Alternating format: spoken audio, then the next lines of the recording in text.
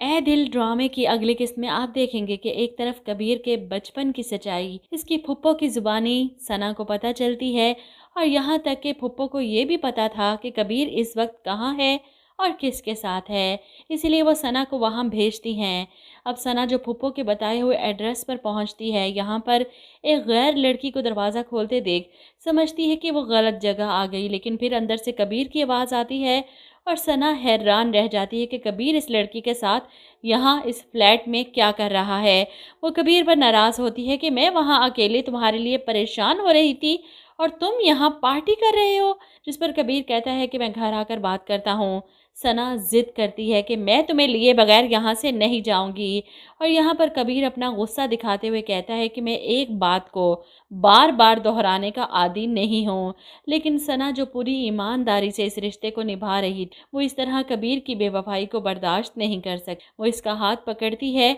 कि अभी और इसी वक्त मेरे साथ घर वापस चलो, लेकिन कबीर को तो बड़ा गुस्सा आता है सना की इस जुर्रत पर, इसीलिए इसे धक्का देते हुए कहता है, कहा ना घर जाओ वापस, आ जाऊंगा। सना जो बड़ी मुश्किल से बची थी, स्टेयर्स की रेलिंग पर इसका सर लगता है जाकर, और वहीं कबीर बजाय आगे होकर इसे देखने के पकड़ने के उल्टा दरवाज़ा ज़ोर से बंद कर देता है। अब सना इस गुस्से में सीढ़ियों से उतर रही है कि वो कबीर को इस सब के लिए कभी माफ़ नहीं करेगी, और उस गुस्से और टेंशन में इसका पाँव फिसलता है और इन्हीं सीढ़ियों से वो जाकर नीचे गिरती है। जिस हालत में वो थी, इसका इस तरह गिरना और इस तरह बेहोश होना, इसे साफ पता चल रहा है कि कबीर का कहा सच साबित हो जाएगा, और कबीर भी तो यही चाहता था, लेकिन सना इस सब के लिए कबीर को कभी माफ़ नहीं करेगी। वहीं दूसरी तरफ आप देखेंगे कि रुहाम और मलीहा के बीच की दूरियां ख़त्म होने लगी हैं। दोनों एक दूसरे से मोहब्बत करने लगी है, और मलीहा हर बात में रुहाम को मोहित के साथ कंपेयर करती है।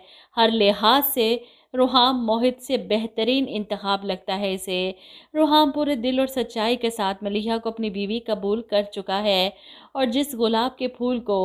मलीहा ने इतने ख्याल से अपने बेडरूम की खिड़की में रखा था कि इस पौधे का फूल खिलेगा तो वो रुहाम को देगी, वही फूल रुहाम तोड़कर लाता है और मलीहा को देता है। फूल देकर मलीहा कहती है, ये तो मैंने आपके लिए रखा था, जिस पर रुहाम कहता है, लेकिन ये डिज़र्व तुम करती हो। दोनों एक साथ बैठे मूवी देख रहे हैं, यहाँ तक कि मलीहा इसके कंधे पर सर रखकर सो जाती है। वहीं दूसरी तरफ मोहित की फैमिली तो इंतहा दर्जे घटिया है। पहले तो मोहित की बहन मलीहा को देखकर कैसे उछल रही थी कि अम्मी चले ना, जाकर मज़े लेते हैं, इसे बातें सुनाते हैं। और जब इसकी माँ ने बातें सुनाई तो घर आकर इनको नसीहतें करती है कि यह आपने क्या किया, वो लड़की बेकसूर थी और आपने इसे इतना सुना दिया, कहीं ऐसा ना हो कि ये सब पलट कर आपकी औलादों पर आ जाए। हैरत है मुझे इस लड़की पर कि वहाँ तो बड़ी खुश होकर मलीहा को बातें सुनना एंजॉय कर रही थी, और अभी भी रोते हुए अपनी माँ को आवाज़ें देती है कि अम्मी बाहर आएं फ़ौरन।